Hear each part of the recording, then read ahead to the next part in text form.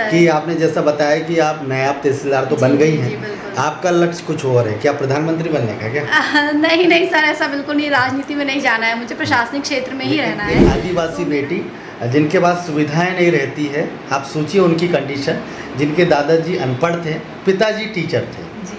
यही एक कारण है कि इन्हें शिक्षा की इनके पिताजी को समझ आई कि बच्चों को पढ़ाया जाना चाहिए, और इन्होंने मेहनत की, मतलब एक अवसर मिला और उसके बाद इन्होंने अवसर का लाभ उठाया। अच्छा, आपको ऐसा लगता है कि आपकी बहन आपसे पढ़ाई में ज़्यादा तेज है? नहीं, मुझे लगता नहीं है, मुझे बचपन से पता है। आपकी बहन आपसे तेज नहीं है? नहीं, वो तेज है। बार बार तहसीलदार मैडम के पास जाती, छवि पंत मैडम थी अपनी नायब तहसीलदार मैडम, तो मुझे लगता था उसको, मैं देखती रहती थी कि कल को अगर मेरी बेटी अच्छा, भी अगर कि मेरी बेटी भी ऐसे ही बैठेंगी, अच्छा। नायब तहसीलदार अगर बन गई तो इसी तरह मेरी बेटी भी काम करेंगी। तो आपने अपनी बेटी को बता दी ये बात कि वो कितने शान से बैठते हैं? नहीं बताती थी, मैं खुद ही, मेरे को लगता था कि नहीं, मैं जाऊँ और मैडम को देखूँ, हाँ मेरी बेटी भी ऐसी ही बनेगी क्योंकि इतनी अच्छी पढ़ाई कर रही है। तो मिठाई कब खिला रहे हैं आप? मिठाई तो मिली नहीं। मिठाई सर खिलाएंगे ना, इससे बड़ी खुशी की बात है कि आप हमारे घर आए, मिठाई तो प्लीज खिलाना।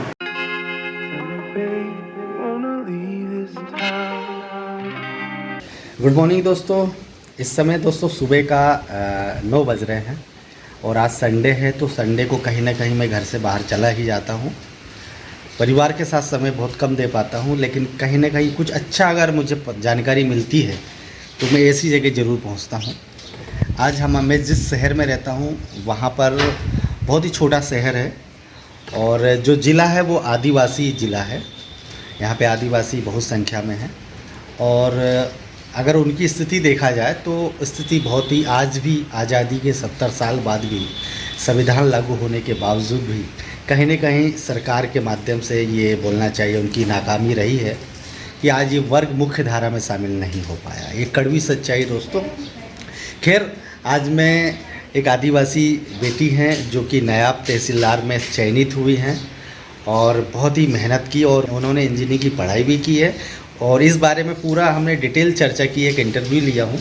बहरहाल आज इस ब्लॉगिंग में हम उनसे मिलते हैं। आज मैं उनके घर आया हैं, जिनका नाम है अंजलि। दोस्तों ये अंजलि हैं। अंजलि जी कैसी हैं आप? बढ़िया सर। तो दोस्तों ये अंजलि हैं, और इन्होंने आपने जो मेहनत की है, जी सर। तो जैसे अभी बात हो रही थी कि जो मेहनत आप कर रही हैं, 4 साल आपने साथ मेहनत की, उस 4 साल की मेहनत कैसी रही? आप जो है शादी ब्याह में बहुत सारे फंक्शन होते हैं, मेला में, उसमें जाती थी कि नहीं जाती थी?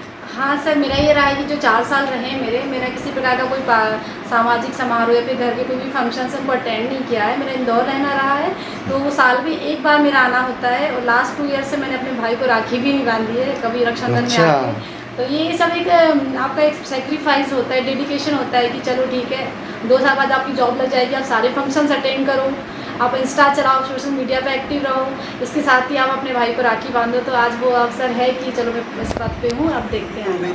कि आपने जो इंस्टा में जो अकाउंट है, जी बिल्कुल सर, वो आपने अभी तक ओपन नहीं किया? बिल्कुल नहीं किया था सर मैंने।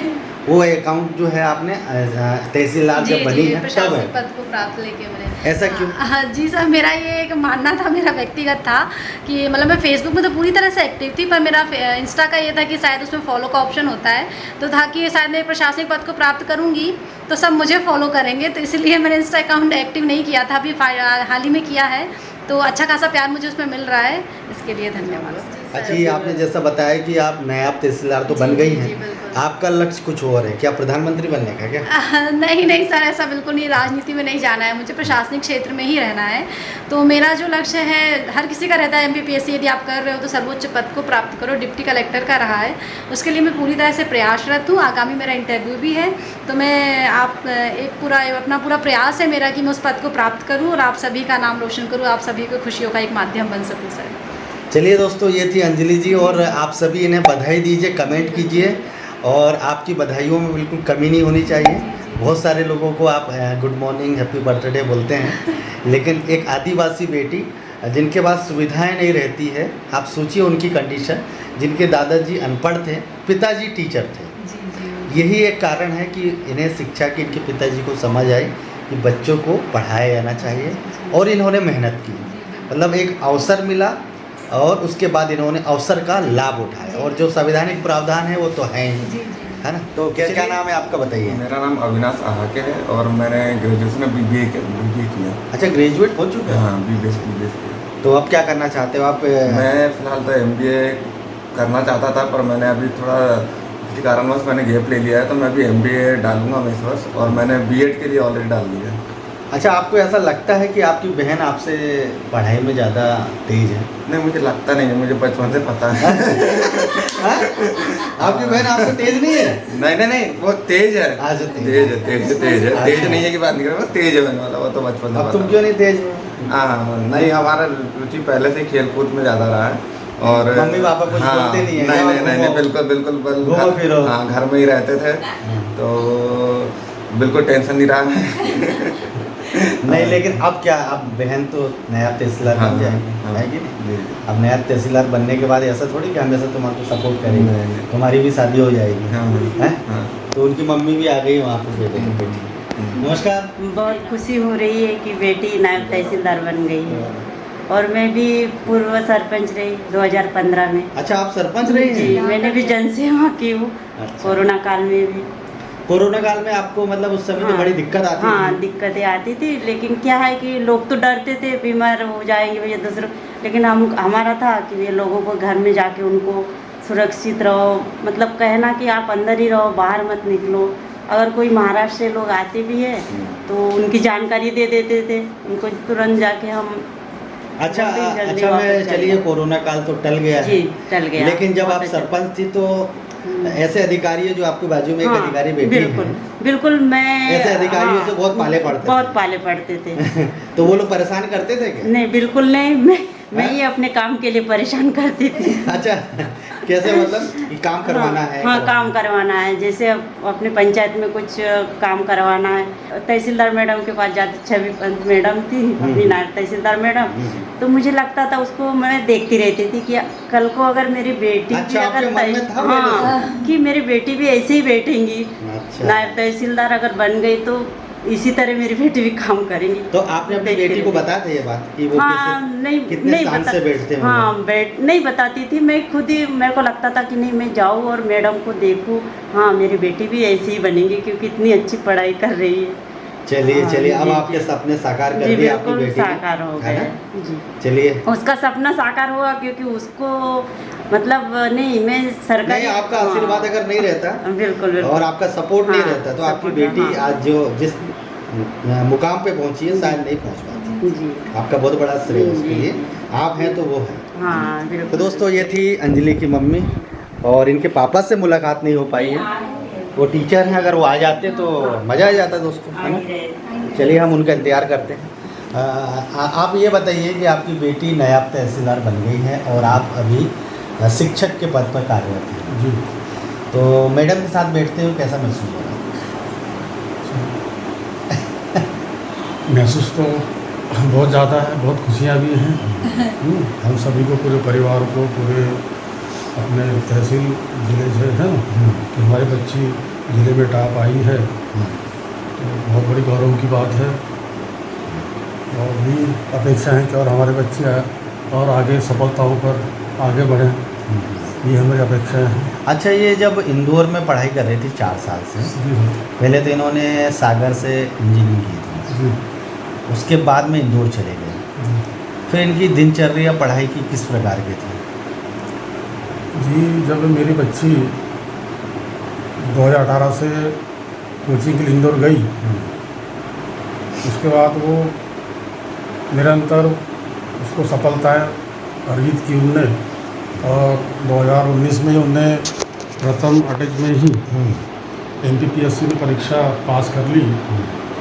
उस बीच उसकी पढ़ाई में, शुरू से उसकी पढ़ाई में बहुत लगन थी, और जब भी हमारे यहाँ कोई सामाजिक कार्यक्रम होते थे, शादी ब्याह या अन्य कोई जो भी है सामाजिक जो कार्यक्रम में, वो कभी हमने उसको बोले भी नहीं कि बेटा आपको आना है, नहीं आना है। हमारा एक उद्देश्य यही था कि आप अपनी पढ़ाई पे ध्यान दीजिए। ये तो हम लोग यहाँ पे हैं, हम लोग आपका यहाँ कोई काम नहीं है सामाजिक कार्यक्रम में, तो वो भी नहीं आती थी बिल्कुल। कभी कभी बुलाने के बाद ही मना कर देती थी कि नहीं मुझे पढ़ने दो, मुझे डिस्टर्ब मत करो, मेरे को पढ़ाई करना, कुछ बनना है। ये उसकी इच्छा थी। मतलब कोई भी कार्यक्रम अटेंड नहीं करते थे? नहीं करती वो पढ़ाई से अलावा बिल्कुल उसको हाँ, शादी ब्याह त्यौहार कोई भी हो बिल्कुल नहीं आते थे। केवल उसका टारगेट ये था कि मेरे को मुझे कुछ बनना है, कुछ करना है मेरे को।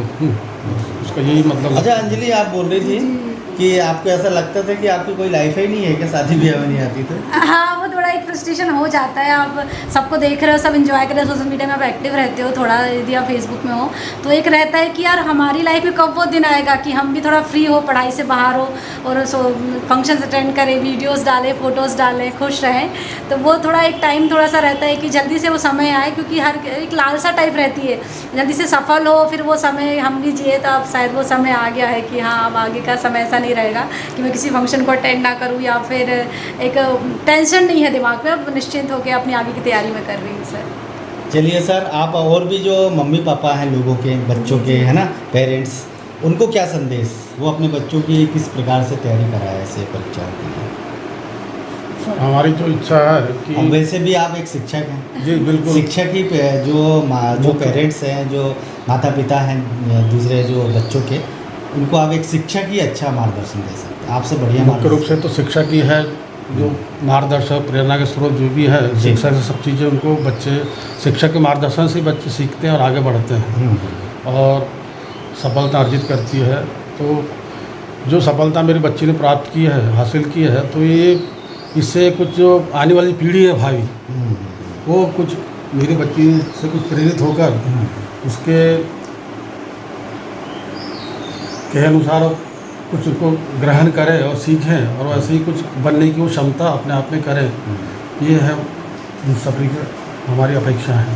तो मिठाई कब खिला रहे हैं आप मुझे? मिठाई तो मिली नहीं। मिठाई सर खिलाएंगे ना, इससे बड़ी खुशी की बात है कि आप हमारे घर आए, मिठाई तो फिर खिलाना। चलिए, सबसे बड़ी मुझे मिठाई ये मिल गई कि आपकी बेटी का चयन हो गया है ना, और उसने मेहनत की और आपने कहीं ना कहीं अपना मार्गदर्शन दिया। आपने हमसे बात की, उसके लिए धन्यवाद। Thank you sir.